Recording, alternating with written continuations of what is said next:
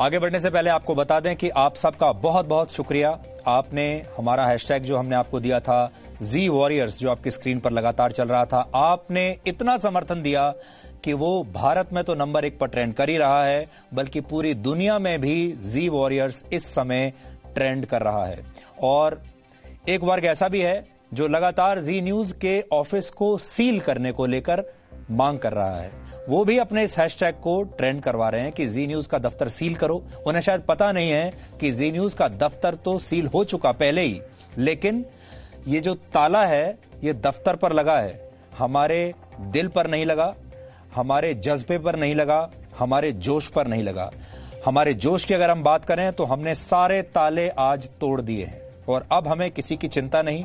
हमने देख लिया आपकी यानी हमारे दर्शकों की पूरी दुनिया में कितनी ताकत है, हमारी संख्या कितनी है, और हमें बहुत खुशी है कि आप सब हमारा साथ दे रहे हैं इस समय। और हमारे वो 29 लोग जो इस समय आपसे आपका समर्थन चाहते हैं, वो आज बहुत खुश होंगे, उन्हें बहुत संतोष मिल रहा होगा, उनके परिवारों को भी बहुत संतोष आज मिल रहा होगा, क्योंकि उन्होंने इतनी बड़ी कुर्बानी, इतना बड़ा रिस्क अपनी जान खतरे में डालकर बेकार में नहीं लिया, आप लोगों के लिए लिया है और आप लोग उनके साथ हैं। इसलिए आपका बहुत बहुत शुक्रिया। अब हम गरीबों की बात करते हैं। आपने गरीबों पर हो रही राजनीति को लेकर केंद्रीय मंत्री श्रीमती स्मृति ईरानी की बातें सुन ली, और अब हम पॉवर्टी टूरिज्म यानी गरीबों के नाम पर होने वाले पर्यटन का विश्लेषण करेंगे। कोरोना वायरस के दौर में यह पॉवर्टी टूरिज्म देश के राजनेताओं, बुद्धिजीवी और डिजाइनर पत्रकारों का सबसे पसंदीदा विषय है। इसमें बिना किसी खर्च के नेताओं को वोट मिल जाते हैं, बुद्धिजीवियों का अपना एजेंडा चलाने का मौका मिल जाता है और न्यूज चैनल्स को भी टीआरपी मिल जाती है। हालांकि हम यहाँ ये नहीं कह रहे हैं कि जो हमारे मजदूर हैं, श्रमिक मजदूर, गरीब मजदूर, उनका मुद्दा उठाकर कोई गलत बात की जा रही है। बिल्कुल आज उनकी पूरी मदद होनी चाहिए और वो सड़कों पर हैं। सबसे पहली प्राथमिकता इन्हीं लोगों की होनी चाहिए। इस देश में अगर किसी का सबसे पहला अधिकार बनता है तो वो इन लोगों का बनता है, ये हमारा बिल्कुल मानना है। लेकिन कुछ लोग ऐसे हैं जो इनकी मदद नहीं करना चाहते, सिर्फ मदद करने का नाटक करना चाहते हैं। पिछले 2 दिनों से गरीबों और मजदूरों के नाम पर हो रही राजनीति की तस्वीरें आपने भी खूब देखी होंगी। आपने डिजाइनर पत्रकारों द्वारा लिखे गए वो माफीनामे पढ़े होंगे।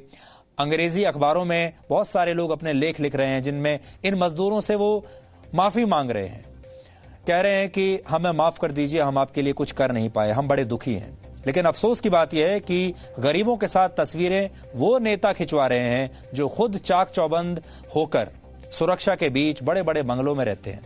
माफिया वो पत्रकार मांग रहे हैं जो करोड़ों रुपए के आलीशान घरों में रहते हैं, जिन्होंने जीवन भर बहुत पैसा कमाया। कहा जा रहा है कि इन मजदूरों ने हमारे घर बनाए, हमारे हाईवेज बनाए, लेकिन हम इनके लिए कुछ नहीं कर सके। ऐसा वो कह रहे हैं, बड़ा पछता रहे हैं।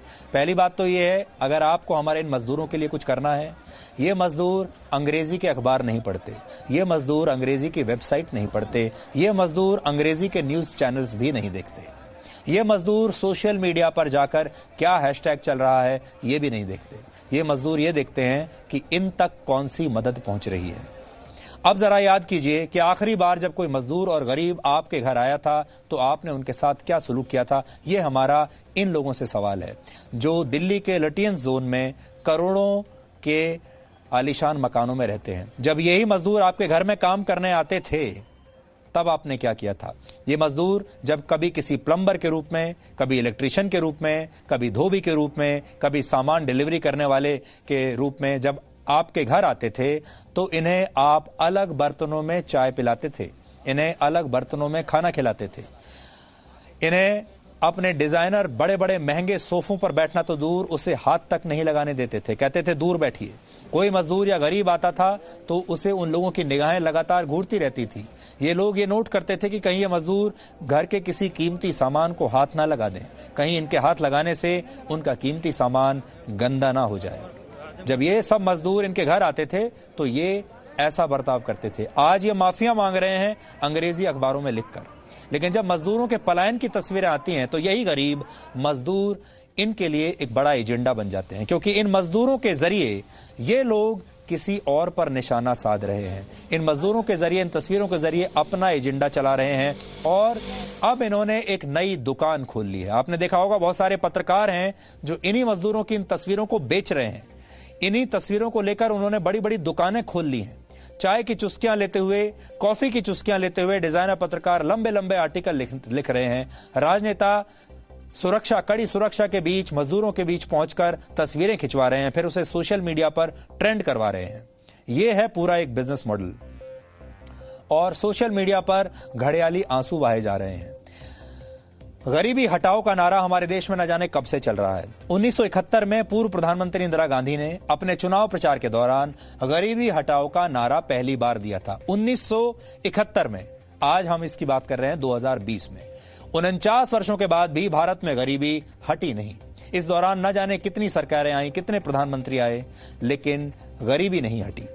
इस दौरान अलग अलग तरीकों से गरीबों को हटाने की कोशिश जरूर हुई। लॉकडाउन के दौरान पलायन कर रहे मजदूरों के साथ भी यही हो रहा है।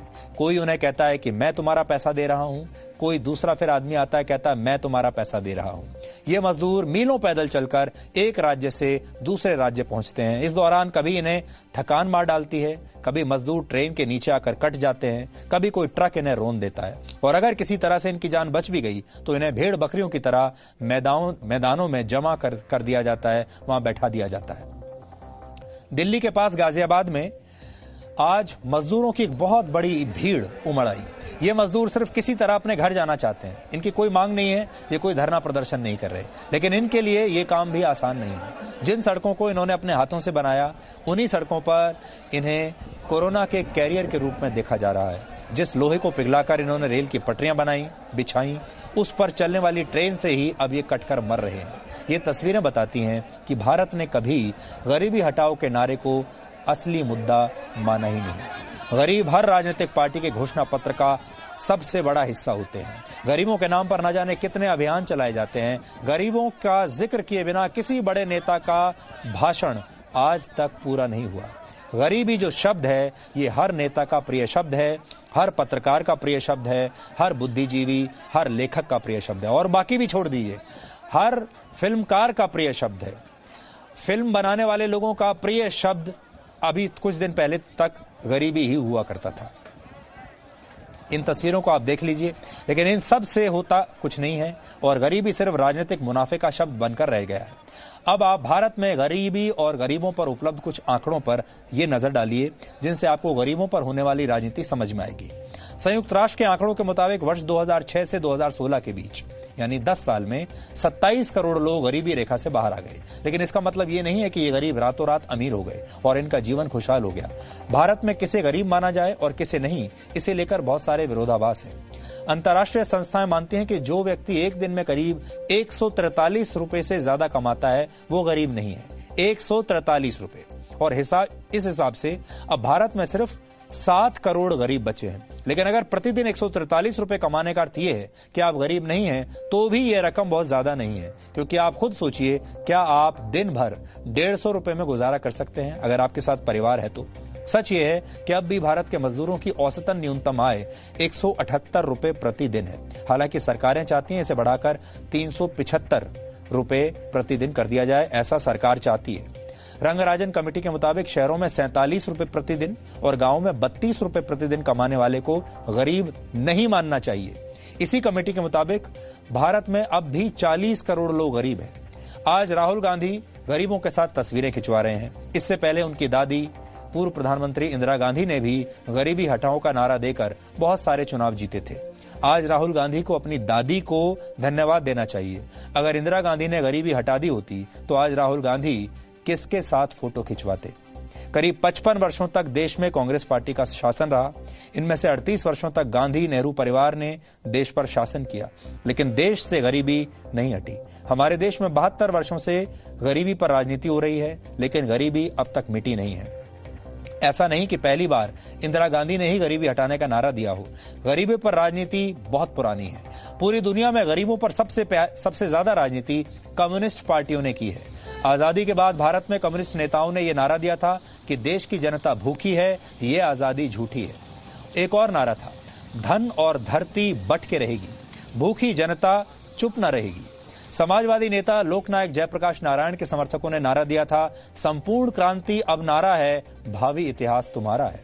समाजवादी विचारधारा के नेताओं ने तब कहा था, रोटी कपड़ा और मकान मांग रहा है हिंदुस्तान। रोटी कपड़ा और मकान मांग रहा है हिंदुस्तान। और सोचिए ये नारा कितना पुराना है और आज भी रोटी कपड़ा और मकान मांग रहा है हिंदुस्तान। 1971 में इंदिरा गांधी ने गरीबी हटाओ का नारा दिया था। अब 48 साल बाद 2019 में राहुल गांधी 48 साल 2000 के बाद 2020 में राहुल गांधी गरीबी मिटाने का नारा दे रहे हैं। वर्ष 1980 के लोकसभा चुनाव में कांग्रेस पार्टी ने नारा दिया था, आधी रोटी खाएंगे, इंदिरा जी को लाएंगे। पिछली तमाम सरकारों में इस विषय पर चिंतन हुआ कि गरीबों को और गरीबी को हटाने के लिए क्या नीति बनाई जाए। पंचवर्षीय योजनाओं का मूल मकसद भी यही था। भारत के करीब करीब हर प्रधानमंत्री ने लाल किले से गरीबी हटाने का नारा दिया है, लेकिन गरीबी आज भी खत्म नहीं हुई। ये तथ्य बताते हैं कि भारत में ज्यादातर नेताओं का असली उद्देश्य गरीबी दूर करना नहीं, बल्कि इसके नाम पर सिर्फ राजनीति करना है, और आज भी यही हो रहा है। और आपको हम यहां पर यह भी बता दें कि आप ये तुलना करके देखिए कि अगर ये कोरोना वायरस, जो स्मृति ईरानी थोड़ी देर पहले कह रही थी, अगर ये कोरोना वायरस 2012 में या 2014 से पहले आया होता, तो आज जो सरकार गरीबों के खाते में सीधे पैसा डाल रही है, क्या ये हो पाता? आज जितनी योजनाएं सरकार की हैं, क्या गरीबों तक ये पैसा पहुंच पाता? क्योंकि उससे पहले गरीबों के पास अपने जन धन अकाउंट्स भी नहीं थे, गरीबों के पास अपने बैंक अकाउंट नहीं था। और आपको याद होगा, राजीव गांधी कहा करते थे कि हम जब केंद्र से यहां से 100 रुपया भेजते हैं तो पहुंचते पहुंचते गांव में वो 1 रुपया रह जाता है, बाकी लोग बीच में खा जाते हैं। वो इसलिए होता था क्योंकि तब गरीबों के पास अपने बैंक अकाउंट नहीं थे, अपने खाते नहीं थे। अब बहुत सारे लोग आज ये भी सोच रहे हैं कि ये वायरस आज नहीं तो कल चला ही जाएगा, इसलिए तब तक जितना हो सके उतना इससे बचा जाए, घरों से ना निकला जाए, कोई बाहर न जाए। ये सब अच्छी बातें हैं। ये वायरस से बचने का इस समय यही एकमात्र तरीका भी है, क्योंकि इसका कोई इलाज नहीं है। लेकिन सवाल यह है कि आप लोग कब तक ऐसे ही घरों में रह पाएंगे, क्योंकि घर के अंदर बंद रहने का विकल्प सबके पास नहीं होता, सबके पास इतना पैसा नहीं है। इस वायरस के खत्म होने की भी कोई गारंटी नहीं। इसलिए आज की कड़वी सच्चाई ये है कि अब आपको इसी वायरस के साथ जीना होगा काफी समय तक, क्योंकि ऐसा ना होता तो भारत जैसे देश लॉकडाउन में इतनी छूट न देते जितनी छूट अब आपको दी जा रही है। जब कोरोना संक्रमण के मामले तेजी से बढ़ रहे हों, तब भी लॉकडाउन खुल रहा है। यह अपने आप में एक विरोधाभास है। 1 महीना पहले भारत में करीब 15,000 मामले थे, अब मामले 1 लाख तक पहुंच चुके हैं। अभी यह आंकड़ा 96,000 के पार पहुंच गया है, बहुत जल्द 1 लाख तक पहुंच जाएगा। चीन से भी ज्यादा मामले अब हमारे देश में हो गए हैं। पहले 50,000 मामले होने में 98 दिन लगे थे, अब अगले 50,000 से 90,000 के पार पहुंचने में सिर्फ 10 दिन लगे। सोचिए 10 दिन में हम लगभग 50,000 नए मामले आ गए। सोचिए स्थिति यह है कि कल लॉकडाउन 3 का आखिरी दिन था और इस दिन भारत में 5,242 नए मामले आए, जो कि अपने आप में एक रिकॉर्ड है। 1 महीने पहले भारत में औसतन 1,000 नए मामले आ रहे थे, अब 5,000 आ रहे हैं।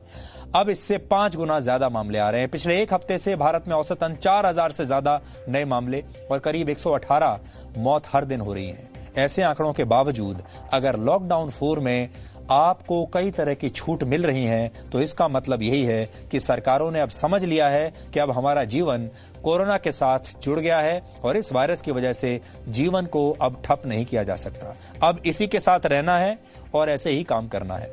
लॉकडाउन 4 से पहले प्रधानमंत्री मोदी ने भी यही बात कही थी कि इस वायरस से हमें लड़ना भी है और आगे बढ़ना भी है।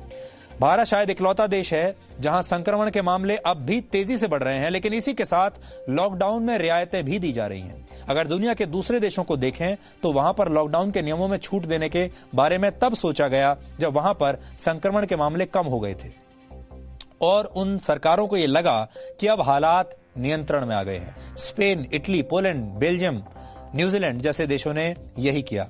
लेकिन भारत ने लॉकडाउन में छूट तब क्यों दी जब संक्रमण के मामले बढ़ रहे हैं? तो इस सवाल का जवाब यही है कि भारत में कोरोना मरीजों के ठीक होने की दर यानी रिकवरी रेट बहुत अच्छा है। ये करीब 38% से ज्यादा है, यानी भारत में 100 मरीजों में 38 से ज्यादा लोग इलाज के बाद ठीक हो जाते हैं। भारत में कोरोना संक्रमण से मृत्यु दर भी 3.2% के आसपास ही है, जबकि यह आंकड़ा अमेरिका में 6%, स्पेन में 12% और इटली में 14% है। शायद यही वजह है कि भारत ने लॉकडाउन में लगातार रियायतें दी हैं क्योंकि संक्रमण के बहुत गंभीर मामले यहां पर कम आ रहे हैं। प्रधानमंत्री मोदी ने कहा था कि लॉकडाउन 4 नए रंग रूप वाला होगा। राज्यों को अधिकार दिए गए हैं कि वो अपने हिसाब से लॉकडाउन के नियमों में ढील दे सकते हैं। तो हम आपको कुछ उदाहरण आज देते हैं। जैसे दिल्ली का उदाहरण है, वहां पर लॉकडाउन के नियमों में क्या छूट दी गई है आप देख लीजिए। दिल्ली में ऑटो रिक्शा, टैक्सी और कैब सर्विस शुरू हो जाएगी, लेकिन 2 ही यात्रियों को बैठने की इजाजत है। कार पूलिंग नहीं कर सकते। बस चलाने की अनुमति मिल गई है, लेकिन 20 यात्रियों को ही एक बस में बैठाया जा सकता है। ई रिक्शा भी चल पाएंगे, लेकिन इसमें ड्राइवर के अलावा सिर्फ एक आदमी बैठ पाएगा। सभी सरकारी प्राइवेट ऑफिस खुल सकेंगे, लेकिन ऑफिस ये कोशिश करें कि ज्यादा से ज्यादा कर्मचारी घर से काम करें। सभी बाजार, सभी तरह की दुकानों को खोलने की मंजूरी दे दी गई है, लेकिन ऑड इवन के आधार पर दुकानें खुलेंगी। कंस्ट्रक्शन का काम शुरू हो जाएगा, लेकिन इनमें काम के लिए बाहर से मजदूर नहीं लाएंगे। इसके अलावा बाकी गतिविधियों पर वही प्रतिबंध रहेंगे जो देश के बाकी हिस्सों में लागू है। जैसे कंटेनमेंट जोन में सिर्फ जरूरी सामान के लिए ही डिलीवरी होगी। जरूरी सेवाओं को छोड़कर शाम 7 बजे से सुबह 7 बजे तक घर से बाहर निकलने पर प्रतिबंध रहेगा। मेट्रो सर्विस, स्कूल, कॉलेज, धार्मिक संस्थान बंद रहेंगे। स्विमिंग पूल, सैलॉज, स्पा, आपका शॉपिंग मॉल, सिनेमा हॉल्स, ये सब बंद रहेगा। इसलिए ये कुछ नई बातें हमने आपको बता दी हैं। डिस्काउंट कुछ मिले हैं लॉकडाउन 4 पर, और वो आपको नोट कर लेने चाहिए। लेकिन पहले के मुकाबले लॉकडाउन की अगर स्थिति देखी जाए तो बहुत बेहतर हो गई है। अब पहले के मुकाबले आप और कई ज्यादा काम कर पाएंगे, घर से बाहर निकल पाएंगे, और आप जहां भी काम करते हैं अब आप काम पर जा पाएंगे। अब चीन की बात करते हैं। चीन पर आरोप लगता रहा है कि कोरोना वायरस महामारी की शुरुआत में No signal, no worry. Presenting Z News app with live TV, latest updates and expert opinion. Available on Google Play and App Store. Download it now.